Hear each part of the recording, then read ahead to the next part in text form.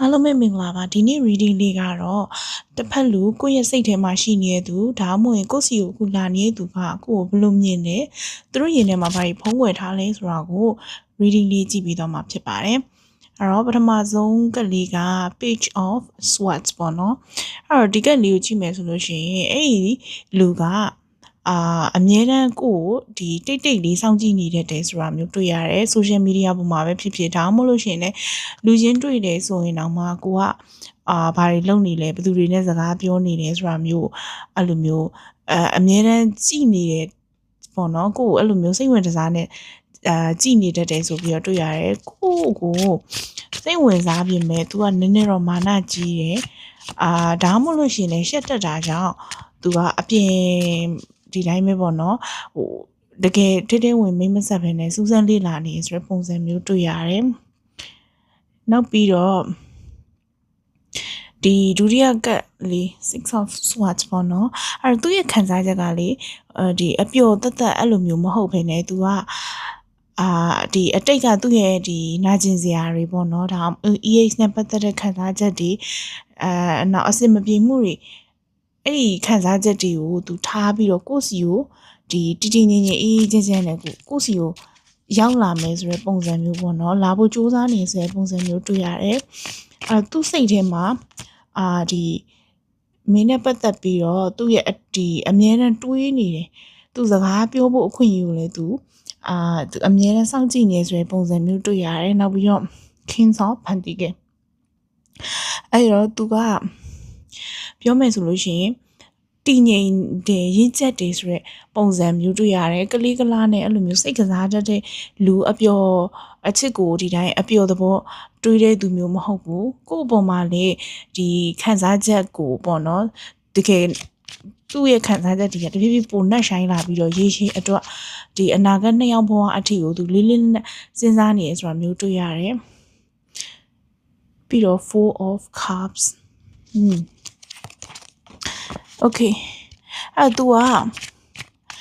ကိုသူ့ဘဝတွေကိုခေါ်သွင်းပြီးတော့သူအရာပြည့်စုံအောင်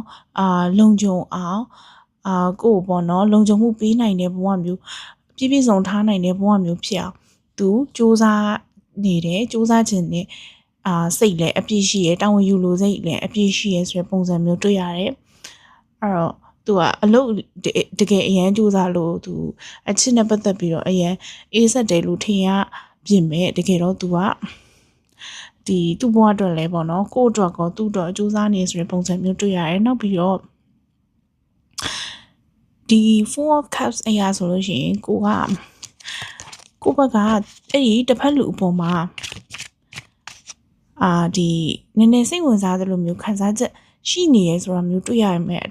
အတိတ်ကဒဏ်ရာတွေပေါ့နော်ဒါမှမဟုတ်လို့ရှိရင်လည်းကိုဖြစ်ချင်တဲ့ဒီ standard ကနည်းနည်းမြင့်နေရမျိုးပေါ့နော်အဲ့တော့အဲ့လိုရှိနေတဲ့အတွက်ကြောင့်ဒီလူကိုသတိမထားမိဘူးဒါမှမဟုတ်လည်းသိရင်တော့မှသူကိုကပေါ့နော်မသိချင်အောင်ဆောင်ပြီးတော့အဲ့လိုမျိုးညင်းပယ်နေတတ်တာမျိုးတွေ့ရတယ်ဒီတစ်ဖက်လူကကိုယ်ချင်းကပ်ဖို့ကြိုးစားရင်တော့မှကိုကနည်းနည်းမသိချင်အောင်ဆောင်တာပဲဖြစ်တည့်ရနဲ့ဥပက္ခပြုထားတာပဲဖြစ်အဲ့ဒါကြောင့်လေသူ့ဘက်ကနည်းနည်းနောက်ဆုတ်ရှေ့တိုးဖို့ပေါ့နော်နည်းနည်းတွန့်ဆုတ်နေဆိုတဲ့ပုံစံမျိုးတွေ့ရပြီးတော့သူကလက်ရှိအချိန်မှာဒီဒါမှမဟုတ်လို့ရှိရင်သူပဲမဟုတ်ဘဲနဲ့ကိုယ်တိုင်လည်းဖြစ်နိုင်တယ်ပေါ့နော် Two of Pentacles အရာဒီကိုယ့်ရဲ့ဒီဘဝမှာဒီအလုပ်ပဲဖြစ်ဖြစ်မိသားစုပိုင်းဆိုင်ရာပဲဖြစ်ဖြစ်ဒါမှမဟုတ်ငွေကြေးနဲ့ပတ်သက်ပြီးတော့ဖြစ်ဖြစ်အဲ့ဒီအရာတွေကိုအာရုံစိုက်နေတဲ့အတွက်ကြောင့်အချစ်ရေးနဲ့ဒီအချစ်ရေးကိုအာရုံစိုက်ဖို့ကနည်းနည်းပေါ့နော် balance ဖြစ်အောင်မလုပ်နိုင်ဆိုတဲ့ပုံစံမျိုးတွေ့ရအဲ့တော့အချစ်ရေးကိုအချိန်ပေးရမယ့်အစာဘဝအတွက်ပေါ့နော်ခုနမိသားစုပိုင်းဆိုင်ရာကြောင့်ပဲဖြစ်အလုပ်ကြောင့်ပဲဖြစ်အဲ့လိုမျိုးအဲ့ဒီအရာတွေကြောင့်အချစ်ရေးကတိတ်ပြီးတော့အာရုံမဆိုင်နိုင်အချစ်ရေးကိုအာရုံဆိုင်ရင်လည်းအဲ့ဘက်ကလွတ်သွားမှဆိုပြီးတော့အဲ့လိုဝေခွဲမရဖြစ်ပြီးတော့ balance မဖြစ်နေဘူးပေါ့နော်စိတ်ခံစားချက်ချစ်သူမထားခြင်းလို့ဒါမှမဟုတ်လို့ရှင်စိတ်ခံစားချက်ဒါအချစ်ပေါ်မှာမျှော်လင့်ချက်မရှိလို့နော်အဲ့လိုမျိုးဆိုတာထက်ကိုယ့်ရဲ့ဘဝအခြေအနေအခုကိုယ့်ရဲ့ဘဝရဲ့လက်တော်အခြေအနေကြောင့်ပေါ့နော်အဲ့တော့အချစ်ကြီးကိုတိတ်ပြီးအာရုံမဆိုင်နိုင်ဆိုတဲ့ပုံစံမျိုးတွေ့ရတယ်နောက်ပြီးတော့နှစ်ယောက်လုံးရဲ့ relationship နဲ့ပတ်သက်ပြီးတော့ကြည့်မယ်ဆိုရင်နှစ်ယောက်လုံးရဲ့အခြေအရဒီ two of cards ပေါ့နော်အဲ့တော့သူနဲ့တွေ့တဲ့အချိန်ကျရင်ကိုက soulmate ခံစားချက်မျိုးရလိုက်မယ်နောက်ပြီးတော့ तू ကလေအဲ့တစ်ဖက်လူကကိုယ့်ကိုမြင်တာနဲ့ သူ့ရဲ့နှလုံးသားပေါ့နော်ဘယ်လိုပြောရမလဲဆိုတော့ तू ခံစားရတာအဲ့လိုအပြတ်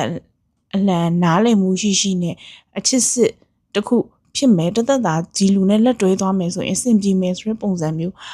သူ့ဘက်ကခံစားရတယ်တဲ့နှစ်ယောက်ကြားမှာလဲဒီပြောမယ်ဆိုလို့ရှိရင်တကယ်လက်တွဲမယ်ဆိုရင်အဆင်ပြေတဲ့အခြေအနေရှိရပေါ့နော်အဲ့တော့သူ့ဘေးချိန်မှာဖွင့်ပြောမလဲဆိုလို့ရှိရင်ဒီမှာသူကကိုဒီတိတ်တိတ်လေးကြည်နေရနေပြီးတော့သူခံစားချက်ကိုဖွင့်ပြောလာဖို့ဆိုတာလဲပေါ့နော်နောက်ထပ်2ပတ်ဒါမှမဟုတ်6ပတ်အတွင်းပေါ့နော်အဲ့ဒီအချိန်မှာသူ့ဘက်ကထူးခြားတဲ့ဒီစကားစတာပဲဖြစ်ဖြစ်ဒါမှမဟုတ်ရင်ဖွင့်တာပဲဖြစ်ဖြစ်အဲ့လိုမျိုးလေးတွေလုပ်ဖို့ရှိတယ်ဆိုပြီးတော့မြင်ပါတယ်နောက်ပြီးတော့သူ့ဘက်ကကိုယ့်အပေါ်မှာဒီကိုစီကိုချင်းကပ်လာတဲ့အချိန်ကျရင်လည်းအဲ့လိုမျိုးဒီတိုင်းစကားအသက်အပြောသက်စိတ်ကူးရင်ဆန်ဆန်စကားတွေပဲမဟုတ်ပဲသူကလက်တွေ့ကြရဲပေါ့နော်ဥမာဂရိတေချာပေးတဲ့ဂရိတေချာပေးတာမျိုးဒါမှမဟုတ်အနာဂတ်အတွက်ရည်ရွယ်ပြီးစကားပြောတာမျိုးအဲ့လိုမျိုးပေါ့နော်အဲ့လိုပုံစံမျိုးနဲ့လာဖို့ရှိတယ်